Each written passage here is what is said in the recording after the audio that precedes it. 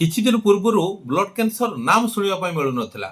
ଏବେ ଦେଖନ୍ତୁ ପ୍ରତ୍ୟେକ ଦିନ ଆପଣ ଶୁଣିବା ପାଇଁ ପାଉଛନ୍ତି blood cancer, blood cancer, blood cancer. କ'ଣ ବ୍ଲଡ୍ କ୍ୟାନ୍ସର? ବ୍ଲଡ୍ କ୍ୟାନ୍ସରର ସାଧାରଣ ଲକ୍ଷଣ ଗୁଡ଼ିକ କ'ଣ? ବ୍ଲଡ୍ କ୍ୟାନ୍ସରର ସାଧାରଣ ଲକ୍ଷଣ ଗୁଡ଼ିକ ଯଦି ଆମେ ଚିନ୍ତା କରିବା, ଅତ୍ୟଧିକ କ୍ଳାନ୍ତି ଓ ଦୁର୍ବଳତା, ଶରୀରରେ ସଦାସର୍ବଦା ଅବସାଦ, ଦୁର୍ବଳତା ଲାଗି ରହିବ, ବାରମ୍ବାର ଜ୍ୱର ଏବଂ ସଂକ୍ରମଣ। କାରଣ ବିନା ବାରମ୍ବାର କିଛି ନଥିବ, ବାରମ୍ବାର ଜ୍ୱର ହେବା କିମ୍ବା ଶରୀରରେ ବିଭିନ୍ନ ସଂକ୍ରମଣ ଦେଖାଦେବା, ଏହିସବୁ ବ୍ଲଡ୍ କ୍ୟାନ୍ସରକୁ ସୂଚାଇଥାଏ।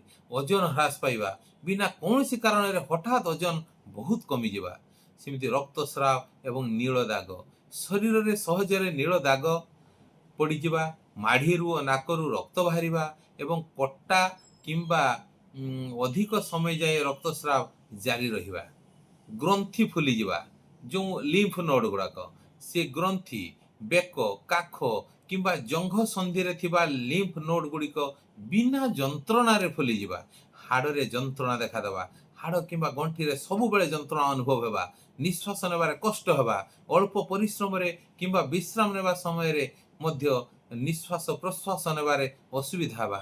ଯଦି ଏହିପରି ଲକ୍ଷଣ ଗୁଡ଼ିକ ଦୀର୍ଘ ଦିନ ଧରି ଆପଣଙ୍କ ପାଖରେ ଦେଖାଦିଏ, ତେବେ ବିଳମ୍ବ ନ କରି ଜଣେ ରକ୍ତରୋଗ ବିଶେଷଜ୍ଞ ବା ହେମାଟୋଲୋଜିଷ୍ଟ କିମ୍ବା କର୍କଟ ରୋଗ ବିଶେଷଜ୍ଞ, ଯାହାକୁ ଅଙ୍କୋଲୋଜିଷ୍ଟ ବୋଲି କୁହାଯାଉଛି, ତାଙ୍କର ପରାମର୍ଶ ନେବା ଉଚିତ।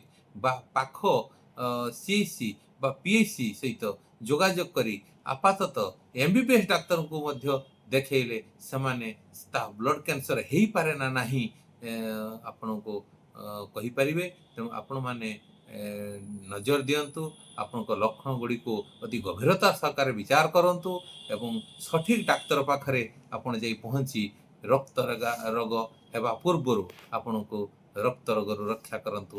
ଏହିପରି ଭିଡ଼ିଓକୁ ଦେଖିବା ପାଇଁ ଆପଣ ଲାଇକ୍ କରନ୍ତୁ, ସବସ୍କ୍ରାଇବ୍ କରନ୍ତୁ, ଆପଣ କମେଣ୍ଟ ଲେଖନ୍ତୁ। ମୁଁ ନୂଆ ନୂଆ ଭିଡ଼ିଓ ଆପଣଙ୍କ ଆଗକୁ ନେଇ ଆସିବି। Thank you.